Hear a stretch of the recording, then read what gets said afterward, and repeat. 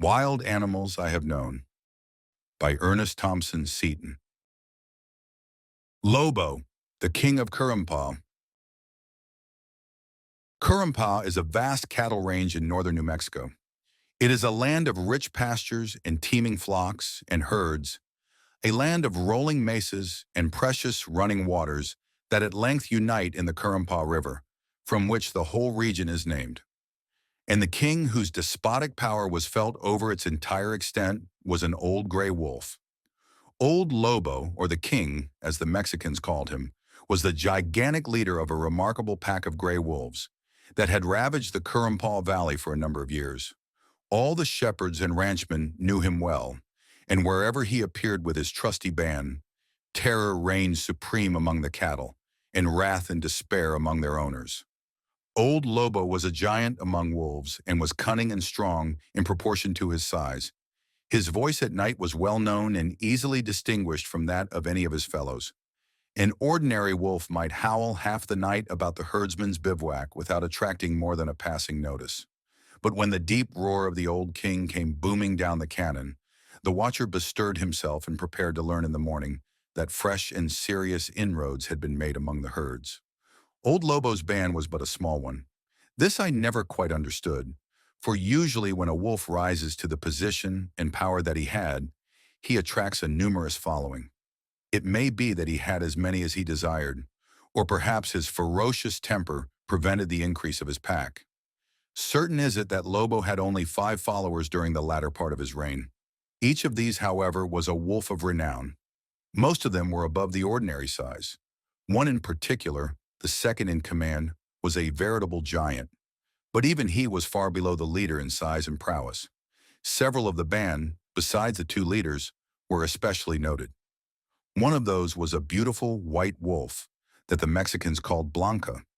This was supposed to be a female, possibly Lobo's mate. Another was a yellow wolf of remarkable swiftness, which according to current stories had, on several occasions, captured an antelope for the pack. It will be seen, then, that these wolves were thoroughly well known to the cowboys and shepherds. They were frequently seen and oftener heard, and their lives were intimately associated with those of the cattlemen, who would so gladly have destroyed them.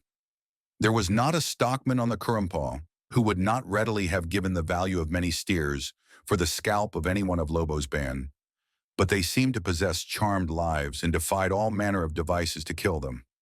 They scorned all hunters, derided all poisons, and continued, for at least 5 years, to exact their tribute from the Currumpaw ranchers, to the extent, many said, of a cow each day. According to this estimate, therefore, the band had killed more than 2,000 of the finest stock, for as was only too well known, they selected the best in every instance. The old idea that a wolf was constantly in a starving state, and therefore ready to eat anything, was as far as possible from the truth in this case, for these freebooters were always sleek and well-conditioned, and were in fact most fastidious about what they ate. Any animal that had died from natural causes, or that was diseased or tainted, they would not touch, and they even rejected anything that had been killed by the stockmen. Their choice and daily food was the tenderer part of a freshly killed yearling heifer.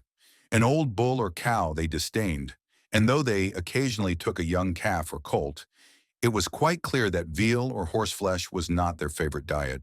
It was also known that they were not fond of mutton, although they often amused themselves by killing sheep. One night in November 1893, Blanca and the yellow wolf killed 250 sheep, apparently for the fun of it, and did not eat an ounce of their flesh. These are examples of many stories which I might repeat to show the ravages of this destructive band. Many new devices for their extinction were tried each year, but still they lived and throve in spite of all the efforts of their foes. A great price was set on Lobo's head, and in consequence poison in a score of subtle forms was put out for him, but he never failed to detect and avoid it. One thing only he feared, that was firearms, and knowing full well that all men in this region carried them, he never was known to attack or face a human being. Indeed, the set policy of his band was to take refuge in flight whenever, in the daytime, a man was descried, no matter at what distance. Lobo's habit of permitting the pack to eat only that which they themselves had killed was in numerous cases their salvation, and the keenness of his scent to detect the taint of human hands or the poison itself completed their immunity. On one occasion, one of the cowboys heard the too familiar rallying cry of old Lobo, and, stealthily approaching, he found the Currumpaw pack in a hollow where they had rounded up a small herd of cattle. Lobo sat apart on a knoll, while Blanca with the rest was endeavoring to cut out a young cow, which they had selected.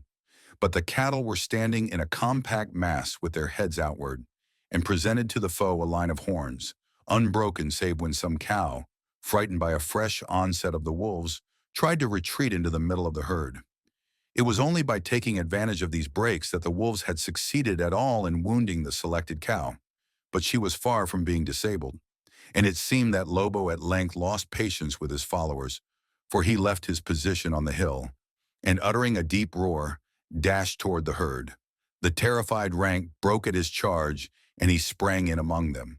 Then the cattle scattered like the pieces of a bursting bomb. Away went the chosen victim, but ere she had gone 25 yards, Lobo was upon her. Seizing her by the neck, he suddenly held back with all his force and so threw her heavily to the ground. The shock must have been tremendous, for the heifer was thrown heels over head.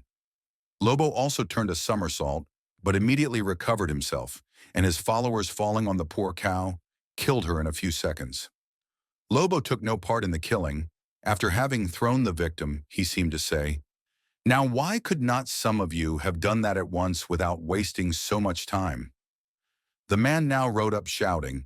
The wolves as usual retired, and he, having a bottle of strychnine, quickly poisoned the carcass in 3 places, then went away, knowing they would return to feed, as they had killed the animal themselves.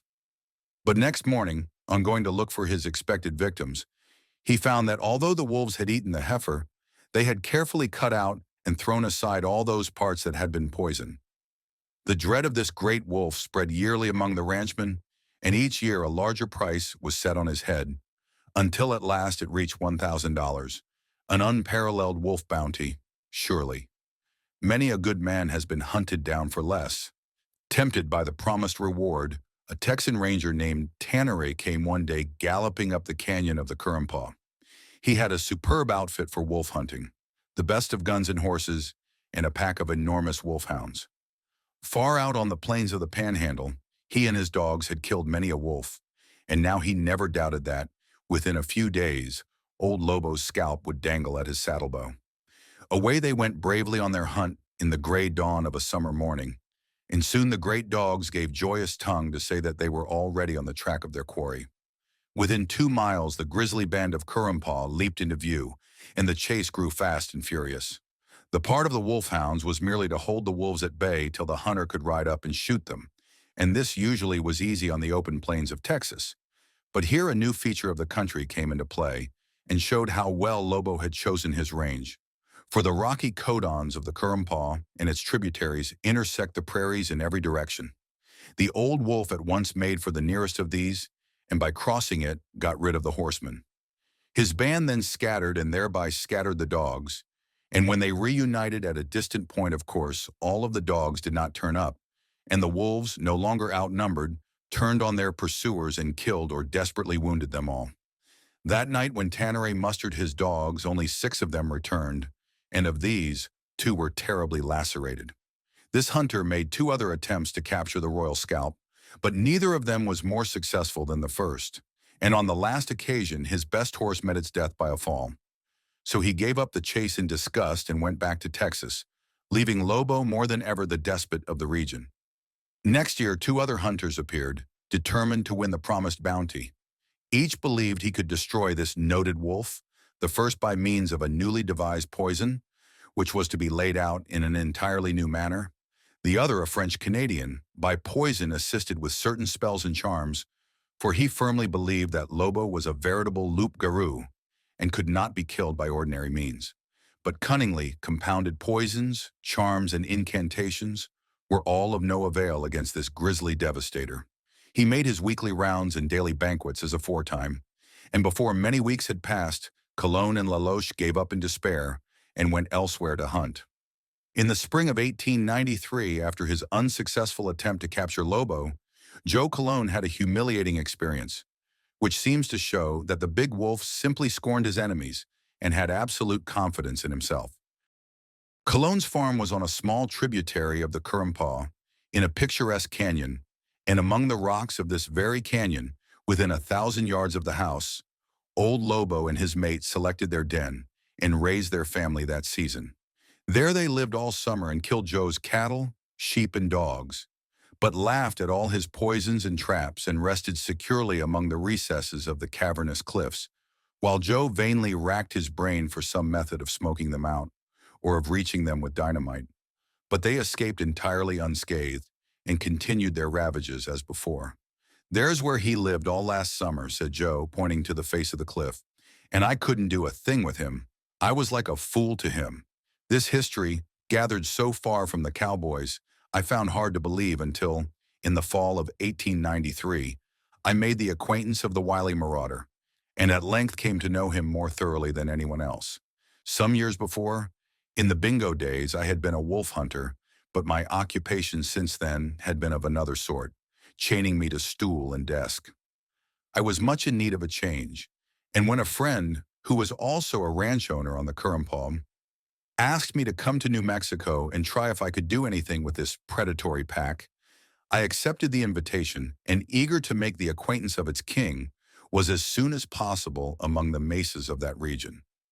I spent some time riding about to learn the country, and at intervals my guide would point to the skeleton of a cow to which the hide still adhered, and remark, "That's some of his work." It became quite clear to me that, in this rough country, it was useless to think of pursuing Lobo with hounds and horses, so that poison or traps were the only available expedients. At present we had no traps large enough, so I set to work with poison. I need not enter into the details of 100 devices that I employed to circumvent this loup-garou.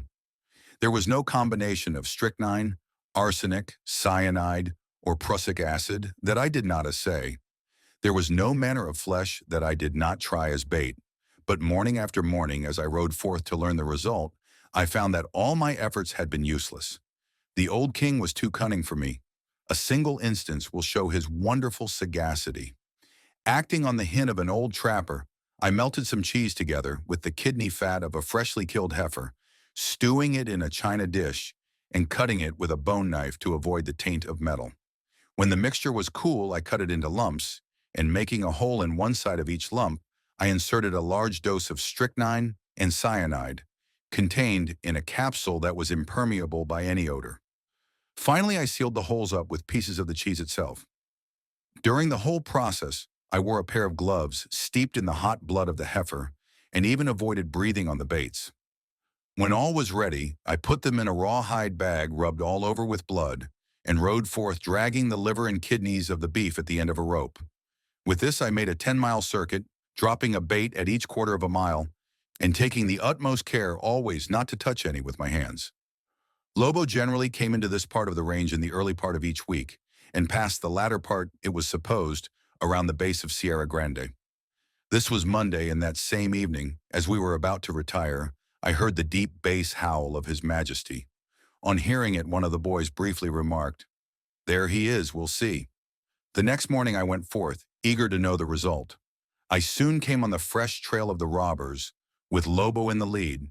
His track was always easily distinguished. An ordinary wolf's forefoot is 4.5 inches long, that of a large wolf 4 3/4 inches, but Lobo's, as measured a number of times, was 5 1/2 inches from claw to heel. I afterward found that his other proportions were commensurate, for he stood 3 feet high at the shoulder and weighed 150 pounds. His trail, therefore, though obscured by those of his followers, was never difficult to trace. The pack had soon found the track of my drag, and as usual followed it.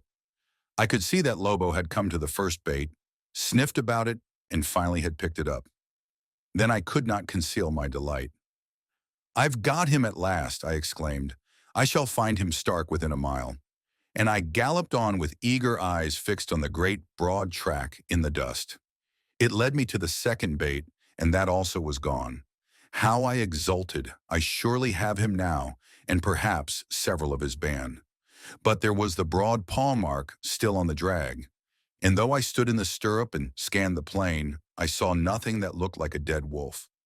Again I followed, to find now that the third bait was gone, and the king wolf's track led on to the fourth, there to learn that he had not really taken a bait at all, but had merely carried them in his mouth. Then, having piled the three on the fourth, he scattered filth over them to express his utter contempt for my devices. After this, he left my drag and went about his business with the pack he guarded so effectively. This is only one of many similar experiences which convinced me that poison would never avail to destroy this robber. And though I continued to use it while awaiting the arrival of the traps, it was only because it was meanwhile a sure means of killing many prairie wolves and other destructive vermin. About this time, there came under my observation an incident that will illustrate Lobo's diabolic cunning. These wolves had at least one pursuit which was merely an amusement. It was stampeding and killing sheep, though they rarely ate them. The sheep are usually kept in flocks of from 1,000 to 3,000 under one or more shepherds. At night they are gathered in the most sheltered place available, and a herdsman sleeps on each side of the flock to give additional protection. Sheep are such senseless creatures that they are liable to be stampeded by the veriest trifle, but they have deeply ingrained in their nature one, and perhaps only one, strong weakness, namely, to follow their leader. And this the shepherds turn to good account by putting half a dozen goats in the flock of sheep. The latter recognize the superior intelligence of their bearded cousins, and when a night alarm occurs, they crowd around them and usually are thus saved from a stampede and are easily protected. But it was not always so. One night late in last November, two Perico shepherds were aroused by an onset of wolves. Their flocks huddled around the goats, which being neither fools nor cowards, stood their ground and were bravely defiant. But alas for them, no common wolf was heading this attack. Old Lobo, the werewolf, knew as well as the shepherds that the goats were the moral force of the flock. So hastily running over the backs of the densely packed sheep, he fell on these leaders, slew them all in a few minutes, and soon had the luckless sheep stampeding in 1,000 different directions. For weeks afterward, I was almost daily accosted by some anxious shepherd who asked, "Have you seen any stray OTO sheep lately?" And usually I was obliged to say I had. One day it was, "Yes, I came on some 5 or 6 carcasses by Diamond Springs." Or another, it was to the effect that I had seen a small bunch running on the Malpai Mesa. Or again, "No, but Juan Mera saw about 20, freshly killed, on the Cedra Monte 2 days ago." At length the wolf traps arrived, and with 2 men I worked a whole week to get them properly set out. We spared no labor or pains. I adopted every device I could think of that might help to ensure success. The second day after the traps arrived, I rode around to inspect, and soon came upon Lobo's trail running from trap to trap. In the dust I could read the whole story of his doings that night. He had trotted along in the darkness, and although the traps were so carefully concealed, he had instantly detected the first one. Stopping the onward march of the pack, he had cautiously scratched around it until he had disclosed the trap, the chain, and the log, then left them wholly exposed to view with the trap still unsprung. And passing on, he treated over a dozen traps in the same fashion. Very soon I noticed that he stopped and turned aside as soon as he detected suspicious signs on the trail, and a new plan to outwit him at once suggested itself. I set the traps in the form of an H, that is, with a row of traps on each side of the trail, and one on the trail for the crossbar of the H. Before long, I had an opportunity to count another failure. Lobo came trotting along the trail, and was fairly between the parallel lines before he detected the single trap in the trail, but he stopped in time, and why or how he knew enough, I cannot tell. The angel of the wild things must have been with him, but without turning an inch to the right or left, he slowly and cautiously backed on his own tracks, putting each paw exactly in its old track until he was off the dangerous ground. Then returning at one side, he scratched clods and stones with his hind feet till he had sprung every trap. This he did on many other occasions, and although I varied my methods and redoubled my precautions, he was never deceived, his sagacity seemed never at fault, and he might have been pursuing his career of rapine today, but for an unfortunate alliance that proved his ruin and added his name to the long list of heroes who, unassailable when alone, have fallen through the indiscretion of a trusted ally. Once or twice I had found indications that everything was not quite right in the Currumpaw pack. There were signs of irregularity, I thought. For instance, there was clearly the trail of a smaller wolf running ahead of the leader at times, and this I could not understand until a cowboy made a remark which explained the matter. "I saw them today," he said, "and the wild one that breaks away is Blanca." Then the truth dawned upon me, and I added, "Now I know that Blanca is a she-wolf, because were a he-wolf to act thus, Lobo would kill him at once." This suggested a new plan. I killed a heifer and set one or two rather obvious traps about the carcass. Then cutting off the head, which is considered useless offal, and quite beneath the notice of a wolf, I set it a little apart, and around it placed 6 powerful steel traps properly deodorized and concealed with the utmost care. During my operations, I kept my hands, boots, and implements smeared with fresh blood, and afterwards sprinkled the ground with the same, as though it had flowed from the head. And when the traps were buried in the dust, I brushed the place over with the skin of a coyote, and with a foot of the same animal, made a number of tracks over the traps. The head was so placed that there was a narrow passage between it and some tussocks, and in this passage I buried 2 of my best traps, fastening them to the head itself. Wolves have a habit of approaching every carcass they get the wind of, in order to examine it, even when they have no intention of eating it, and I hoped that this habit would bring the Currumpaw pack within reach of my latest stratagem. I did not doubt that Lobo would detect my handiwork about the meat and prevent the pack approaching it. But I did build some hopes on the head, for it looked as though it had been thrown aside as useless.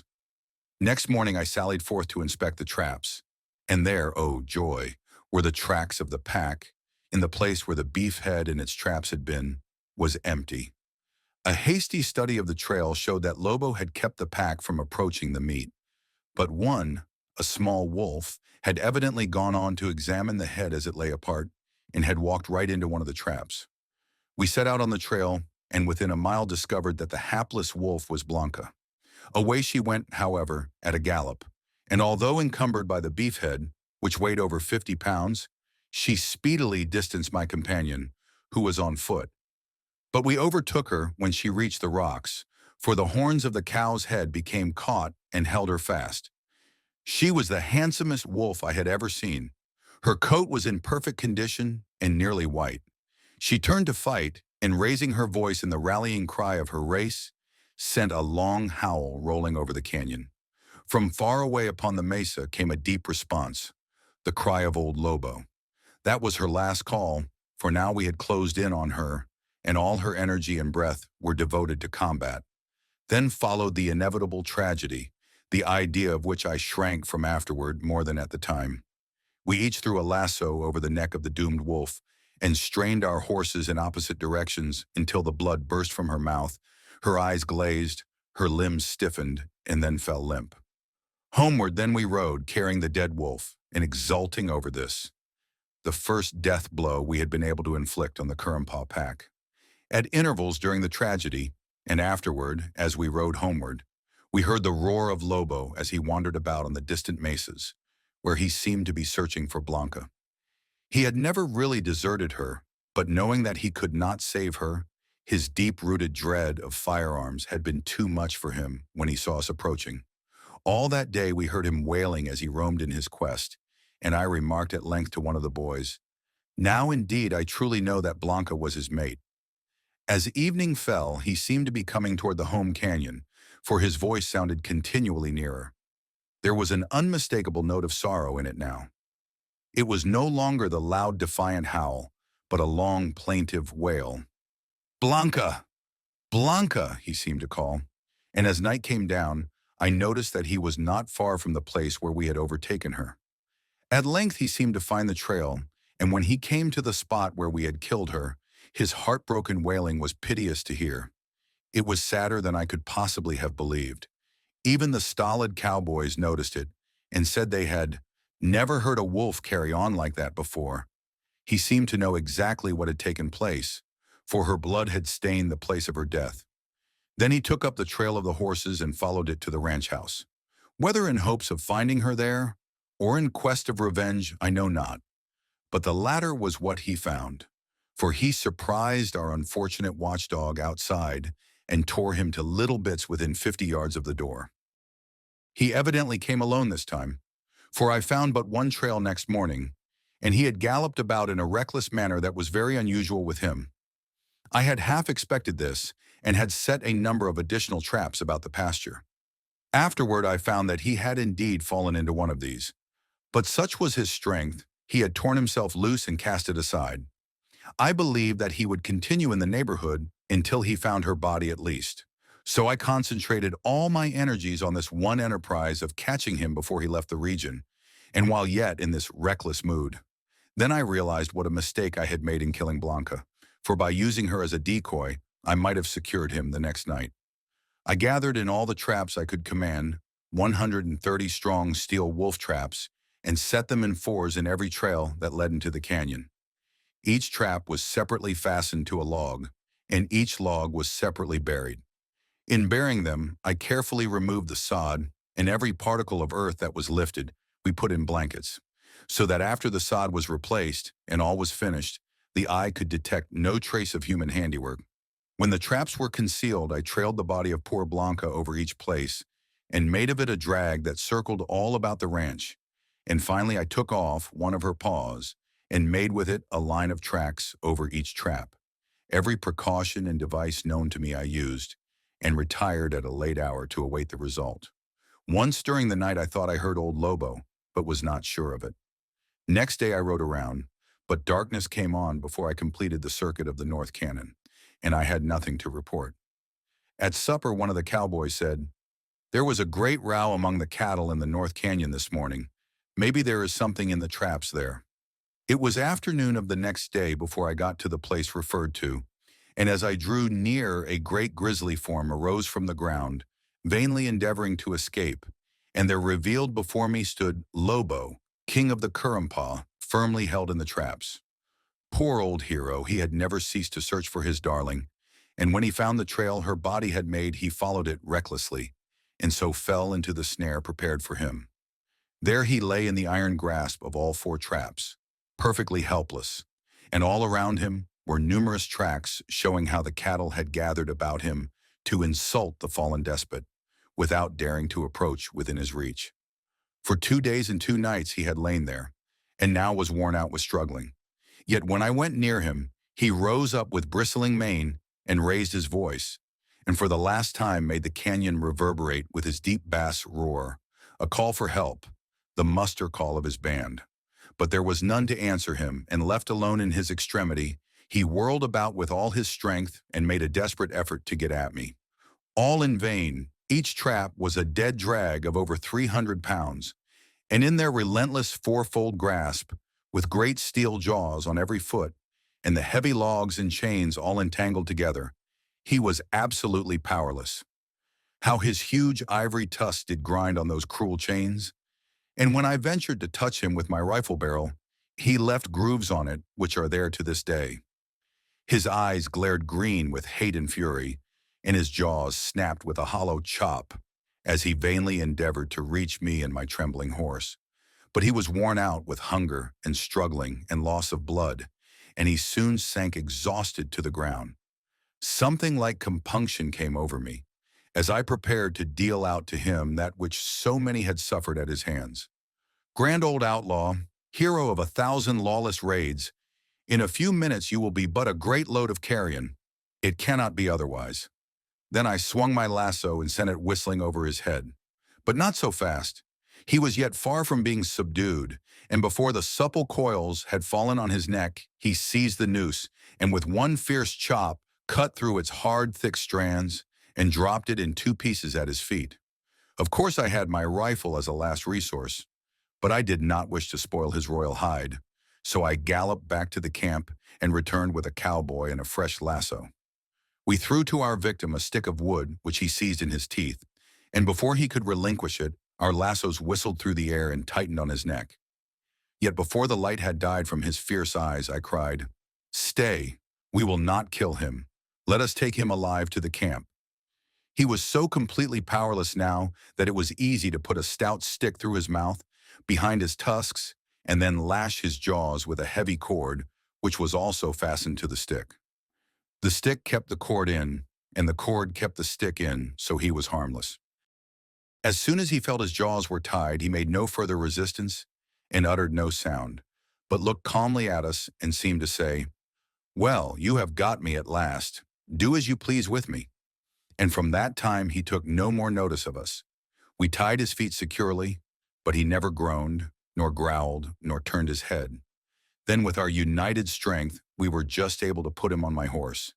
His breath came evenly, as though sleeping, and his eyes were bright and clear again, but did not rest on us.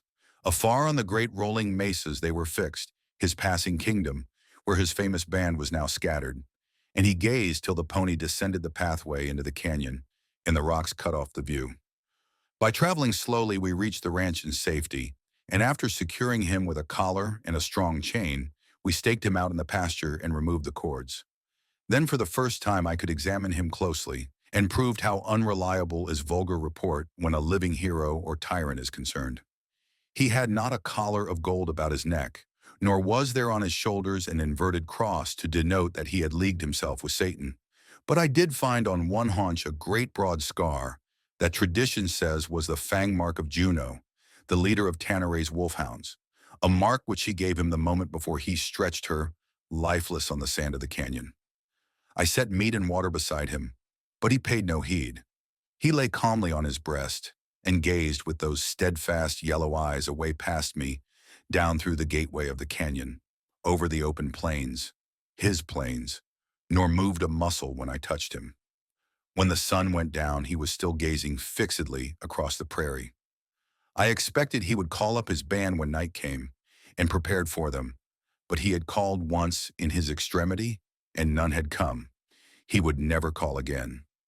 A lion shorn of his strength, an eagle robbed of his freedom, or a dove bereft of his mate, all die, it is said, of a broken heart. And who will aver that this grim bandit could bear the threefold brunt, heart whole?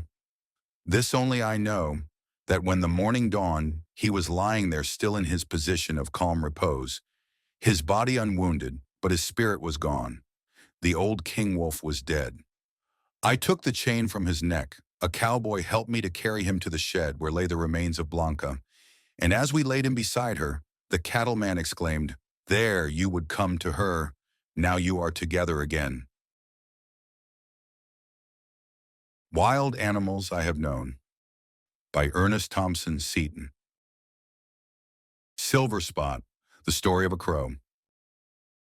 How many of us have ever got to know a wild animal? I do not mean merely to meet with one once or twice, or to have one in a cage, but to really know it for a long time while it is wild, and to get an insight into its life and history. The trouble usually is to know one creature from his fellow. One fox or crow is so much like another that we cannot be sure that it really is the same next time we meet. But once in a while there arises an animal who is stronger or wiser than his fellow, who becomes a great leader, who is, as we would say, a genius, and if he is bigger or has some mark by which men can know him, he soon becomes famous in his country and shows us that the life of a wild animal may be far more interesting and exciting than that of many human beings.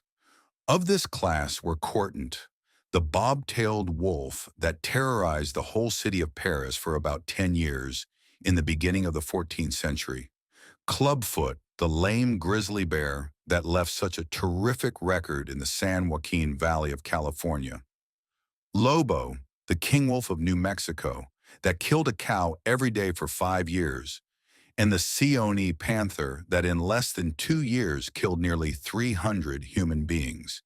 And such also was Silverspot, whose history, so far as I could learn it, I shall now briefly tell. Silverspot was simply a wise old crow. His name was given because of the silvery white spot that was like a nickel stuck on his right side between the eye and the bill. And it was owing to this spot that I was able to know him from the other crows, and put together the parts of his history that came to my knowledge. Crows are, as you must know, our most intelligent birds. Wise as an old crow, did not become a saying without good reason.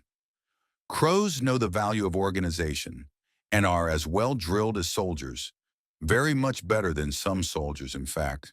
For crows are always on duty, always at war, and always dependent on each other for life and safety. Their leaders not only are the oldest and wisest of the band, but also the strongest and bravest, for they must be ready at any time with sheer force to put down an upstart or a rebel. The rank and file are the youngsters and the crows without special gifts. Old Silverspot was the leader of a large band of crows that made their headquarters near Toronto, Canada, in Castlefraw, UK, which is a pine-clad hill on the northeast edge of the city.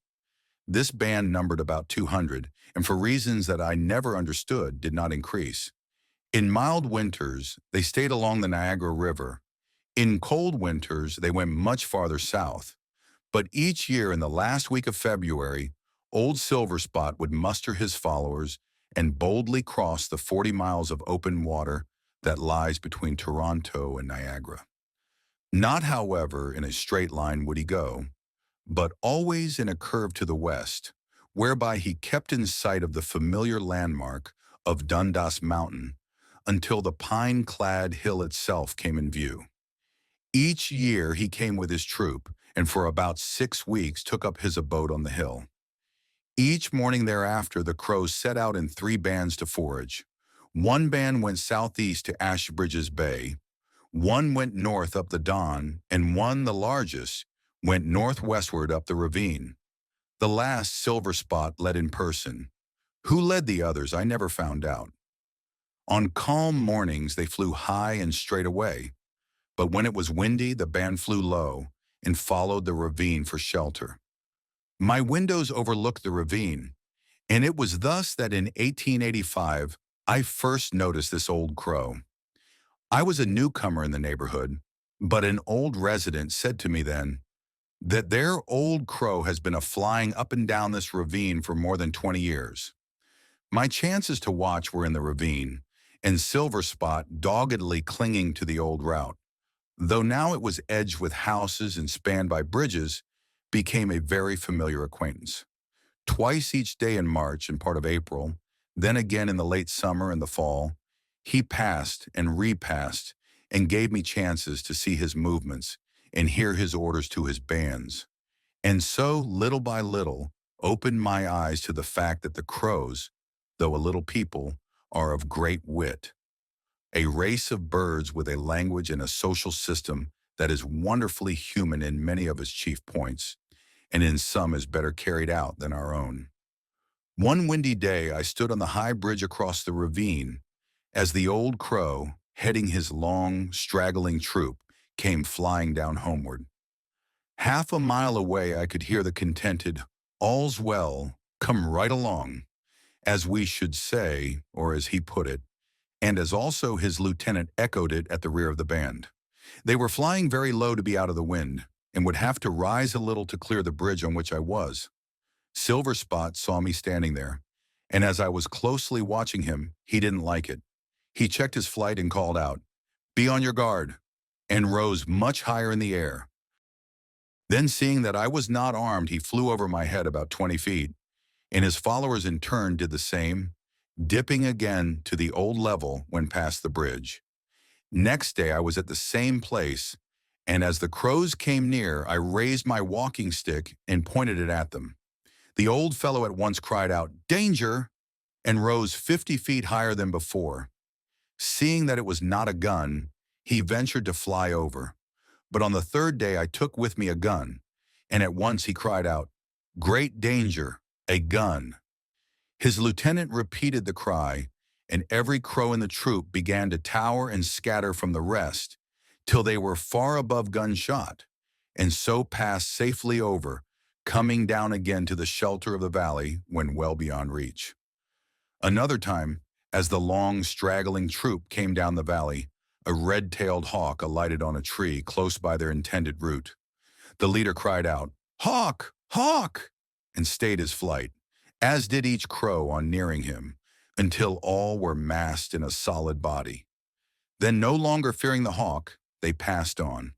But a quarter of a mile farther on, a man with a gun appeared below, and the cry, "Great danger! A gun! A gun! Scatter for your lives!" at once caused them to scatter widely and tower till far beyond range. Many others of his words of command I learned in the course of my long acquaintance, and found that sometimes a very little difference in the sound makes a very great difference in meaning.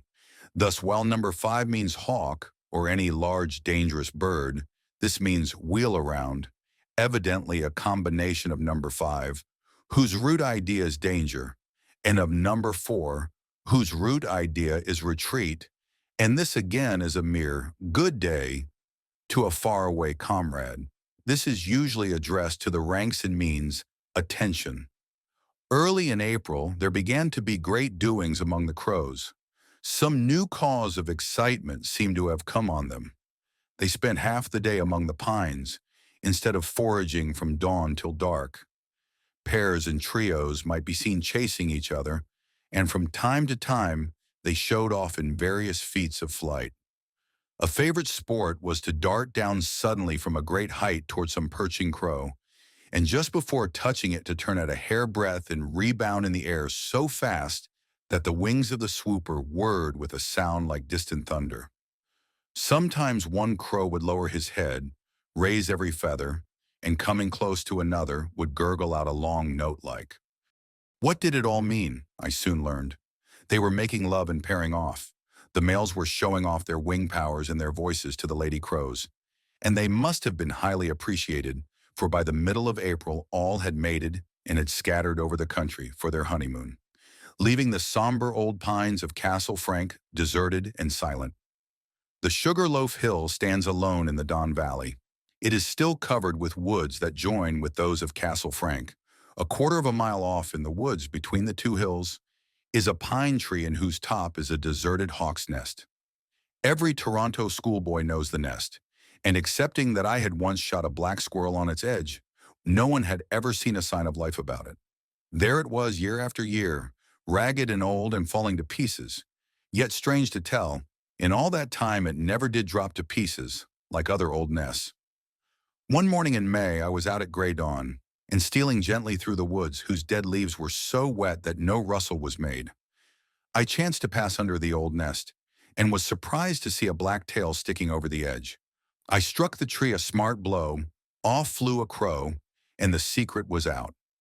I had long suspected that a pair of crows nested each year about the pines, but now I realized that it was Silverspot and his wife. The old nest was theirs, and they were too wise to give it an air of spring, cleaning and housekeeping each year. Here they had nested for long, though guns in the hands of men and boys hungry to shoot crows were carried under their home every day. I never surprised the old fellow again, though I several times saw him through my telescope. One day while watching, I saw a crow crossing the Don Valley with something white in his beak. He flew to the mouth of the Rosedale Brook, then took a short flight to the beaver elm. There he dropped the white object, and looking about gave Ink a chance to recognize my old friend Silverspot. After a minute he picked up the white thing, a shell, and walked over past the spring. And here among the docks and the skunk cabbages he unearthed a pile of shells and other white shiny things. He spread them out in the sun, turned them over, turned them one by one in his beak, dropped them, nestled on them as though they were eggs, toyed with them, and gloated over them like a miser. This was his hobby, his weakness. He could not have explained why he enjoyed them, any more than a boy can explain why he collects postage stamps, or a girl why she prefers pearls to rubies.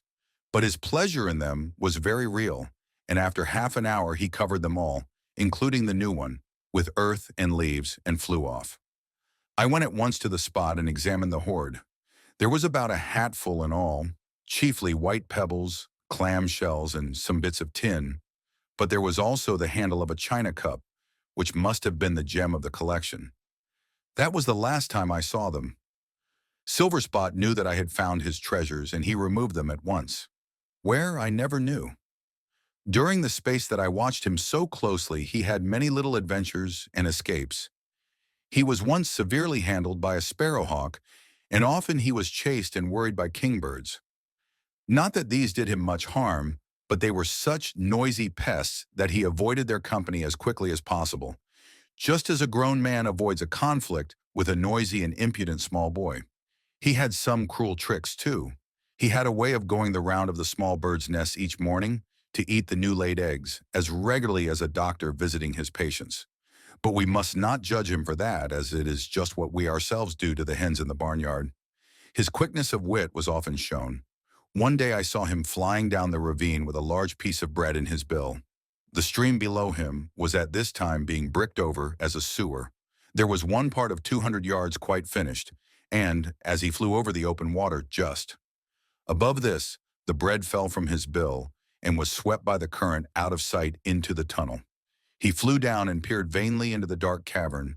Then, acting upon a happy thought, he flew to the downstream end of the tunnel, and awaiting the reappearance of the floating bread, as it was swept onward by the current, he seized and bore it off in triumph. Silverspot was a crow of the world. He was truly a successful crow. He lived in a region that, though full of dangers, abounded with food. In the old, unrepaired nest, lie raised a brood each year with his wife, whom, by the way, I never could distinguish, and when the crows again gathered together, he was their acknowledged chief. The reassembling takes place about the end of June. The young crows with their bobtails, soft wings, and falsetto voices are brought by their parents, whom they nearly equal in size, and introduced to society at the old pine woods, a woods that is at once their fortress and college. Here they find security in numbers and in lofty yet sheltered perches, and here they begin their schooling and are taught all the secrets of success in crow life. And in crow life, the least failure does not simply mean begin again. It means death. The first week or two after their arrival is spent by the young ones in getting acquainted, for each crow must know personally all the others in the band.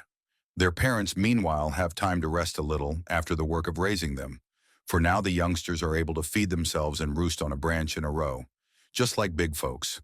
In a week or two, the molting season comes. At this time, the old crows are usually irritable and nervous, but it does not stop them from beginning to drill the youngsters, who, of course, do not much enjoy the punishment and nagging they get so soon after they have been mama's own darlings. But it is all for their good, as the old lady said when she skinned the eels, and old Silverspot is an excellent teacher. Sometimes he seems to make a speech to them. What he says I cannot guess, but judging by the way they receive it, it must be extremely witty. Each morning there is a company drill, for the young ones naturally drop into 2 or 3 squads, according to their age and strength. The rest of the day they forage with their parents. When at length September comes, we find a great change. The rabble of silly little crows have begun to learn sense. The delicate blue iris of their eyes, the sign of a fool crow, has given place to the dark brown eye of the old stager. They know their drill now and have learned sentry duty. They have been taught guns and traps and taken a special course in wireworms and green corn. They know that a fat old farmer's wife is much less dangerous, though so much larger, than her 15-year-old son, and they can tell the boy from his sister. They know that an umbrella is not a gun, and they can count up to 6, which is fair for young crows, though Silverspot can go up nearly to 30. They know the smell of gunpowder and the south side of a hemlock tree, and begin to plume themselves upon being crows of the world. They always fold their wings 3 times after alighting, to be sure that it is neatly done. They know how to worry a fox into giving up half his dinner, and also that when the kingbird or the purple martin assails them, they must dash into a bush, for it is as impossible to fight the little pests as it is for the fat apple woman to catch the small boys who have raided her basket. All these things do the young crows know, but they have taken no lessons in egg hunting yet, for it is not the season. They are unacquainted with clams and have never tasted horse's eyes or seen sprouted corn, and they don't know a thing about travel, the greatest educator of all. They did not think of that 2 months ago, and since then they have thought of it, but have learned to wait till their betters are ready. September sees a great change in the old crows too. Their molting is over. They are now in full feather again and proud of their handsome coats. Their health is again good, and with it their tempers are improved. Even old Silverspot, the strict teacher, becomes quite jolly, and the youngsters, who have long ago learned to respect him, begin really to love him. He has hammered away at drill, teaching them all the signals and words of command in use, and now it is a pleasure to see them in the early morning. "Company I," the old chieftain would cry in crow, and "company I" would answer with a great clamor. "Fly," and himself leading them. They would all fly straight forward. "Mount," and straight upward they turned in a moment. "Bunch," and they all massed into a dense black flock. "Scatter," and they spread out like leaves before the wind. "Form line," and they strung out into the long line of ordinary flight. "Descend," and they all dropped nearly to the ground. "Forage," and they alighted and scattered about to feed, while two of the permanent sentries mounted duty, one on a tree to the right, the other on a mound to the far left. A minute or two later, Silverspot would cry out, "A man with a gun!" The sentries repeated the cry, and the company flew at once in open order as quickly as possible toward the trees. Once behind these, they formed line again in safety and returned to the home pines. Sentry duty is not taken in turn by all the crows, but a certain number whose watchfulness has been often proved are the perpetual sentries, and are expected to watch and forage at the same time. Rather hard on them it seems to us, but it works well, and the crow organization is admitted by all birds to be the very best in existence. Finally, each November sees the troop sail away southward to learn new modes of life, new landmarks and new kinds of food, under the guidance of the ever-wise Silverspot. There is only one time when a crow is a fool, and that is at night. There is only one bird that terrifies the crow, and that is the owl. When therefore these come together, it is a woeful thing for the sable birds. The distant hoot of an owl after dark is enough to make them withdraw their heads from under their wings and sit trembling and miserable till morning. In very cold weather, the exposure of their faces thus has often resulted in a crow having one or both of his eyes frozen, so that blindness followed and therefore death. There are no hospitals for sick crows, but with the morning their courage comes again, and arousing themselves they ransack the woods for a mile around till they find that owl, and if they do not kill him, they at least worry him half to death and drive him 20 miles away. In 1893, the crows had come as usual to Castle Frank. I was walking in these woods a few days afterward when I chanced upon the track of a rabbit that had been running at full speed over the snow and dodging about among the trees as though pursued. Strange to tell, I could see no track of the pursuer. I followed the trail and presently saw a drop of blood on the snow, and a little farther on found the partly devoured remains of a little brown bunny. What had killed him was a mystery until a careful search showed in the snow a great double-toed track and a beautifully penciled brown feather. Then all was clear, a horned owl. Half an hour later, in passing again by the place, there in a tree, within 10 feet of the bones of his victim, was the fierce-eyed owl himself. The murderer still hung about the scene of his crime. For once, circumstantial evidence had not lied. At my approach, he gave a guttural "grrr, ooh," and flew off with low-flagging flight to haunt the distant somber woods. 2 days afterward, at dawn, there was a great uproar among the crows. I went out early to see, and found some black feathers drifting over the snow. I followed up the wind in the direction from which they came, and soon saw the bloody remains of a crow and the great double-toed track, which again told me that the murderer was the owl. All around were signs of the struggle, but the fell destroyer was too strong. The poor crow had been dragged from his perch at night, when the darkness bad put him at a hopeless disadvantage. I turned over the remains and by chance unburied the head, then started with an exclamation of sorrow. Alas, it was the head of old Silverspot. His long life of usefulness to his tribe was over, slain at last by the owl that he had taught so many hundreds of young crows to beware of. The old nest on the Sugarloaf is abandoned now. The crows still come in springtime to Castle Frank, but without their famous leader, their numbers are dwindling, and soon they will be seen no more about the old pine grove in which they and their forefathers had lived and learned for ages.